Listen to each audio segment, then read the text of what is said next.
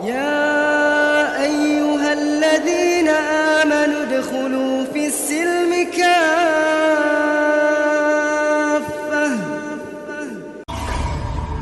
Inilah Buletin Dakwah Kafah edisi 285, 18 Sya'ban 1444 Hijriah atau 10 Maret 2023 Masehi, dengan judul Wajib bersikap tegas terhadap Yahudi Israel. Ketua Umum PSSI Erick Thohir merespon kehadiran timnas Israel di Piala Dunia U20 2023 yang akan digelar di Indonesia pada 20 Mei sampai 11 Juni 2023. Erick Thohir tak mempermasalahkan kehadiran timnas Israel meski negara tersebut tidak memiliki hubungan diplomatik dengan Indonesia. Dia menegaskan bahwa setiap negara yang lolos ke Piala Dunia U20 2023 akan disambut dan dilayani dengan baik, termasuk Israel. Israel adalah penjajah. Israel adalah penjajah dan perampas tanah Palestina dari tangan kaum muslim. Agresi Israel terhadap warga Palestina meningkat. Tahun 2022 dinilai termasuk tahun terburuk. Jumlah korban agresi Israel di tahun 2022 mencapai 225 jiwa. Memasuki tahun 2023, serangan Israel makin brutal. Selama Januari 2023, korban serangan Israel mencapai 35 jiwa warga Palestina. Dan sampai Februari ini, jumlah korban mencapai 30 warga Palestina tewas. Ini belum termasuk korban luka serta hancurnya rumah, kamp pengungsian, bangunan, harta benda, dan fasilitas umum lainnya. Dengan demikian, menerima begitu saja Israel dalam event ini, bahkan melayani Israel dengan baik, menjamin keamanannya, dengan alasan sebagai tuan rumah olahraga tidak boleh dikaitkan dengan politik atau alasan lainnya, sungguh menunjukkan kepalsuan solidaritas pemerintah Indonesia terhadap sesama kaum muslim di Palestina. Ini di satu sisi. Di sisi lain, ini juga menunjukkan dengan jelas dan gamblang sikap hipokrit masyarakat internasional barat dengan gembongnya Amerika dan PBB, serta lembaga-lembaga internasional termasuk FIFA. Tidak ada standar kebaikan dan keadilan yang baku bagi mereka. PBB dan masyarakat internasional juga mandul dan melempem terhadap agresi Israel.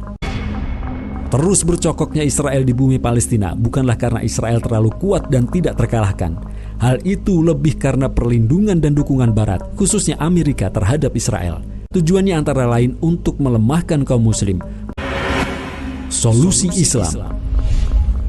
Islam memberikan tuntunan yang sangat jelas untuk menyikapi agresor dan penjajah Israel yang memerangi kaum muslim. Sikap itu bukan dengan hanya sekedar mengutuk Israel dan memberikan bantuan termasuk dana kepada warga Palestina yang menjadi korban. Betul, siapapun harus mengutuk agresi dan pencaplokan tanah Palestina oleh Israel. Memberikan bantuan dan menolong warga Palestina yang menjadi korban juga merupakan perkara yang baik dan diperintahkan oleh syariah. Namun, semua itu tidak cukup untuk menghentikan dan melenyapkan kejahatan itu dan melindungi kaum muslim secara sempurna. Sikap yang semestinya adalah memerangi siapapun yang memerangi kaum muslim.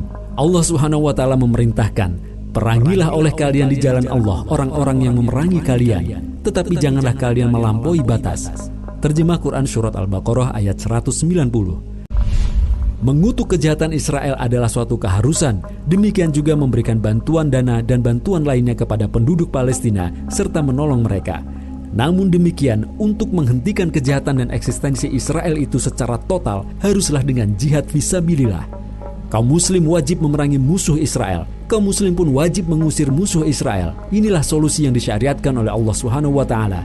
Dan ini tidak mungkin lahir dari para pemimpin dan para penguasa yang sedari awal tidak mengkhidmatkan diri dan kekuasaan mereka untuk Islam dan kaum muslim.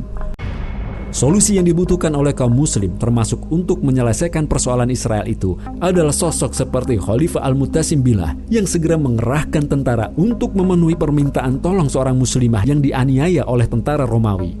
Yang dibutuhkan kaum muslim adalah seperti sosok Sultan Salahuddin Al-Ayyubi rahimahullah yang mengumandangkan jihad, memobilisasi tentara kaum muslim untuk membebaskan Al-Quds dan Masjid Al-Aqsa dari pasukan salib. Yang dibutuhkan kaum muslim saat ini adalah adanya sosok khalifah dan khilafah ar-rasyidah yang mengikuti manhaj kenabian. Keduanya wajib diwujudkan kembali oleh kaum muslim saat ini.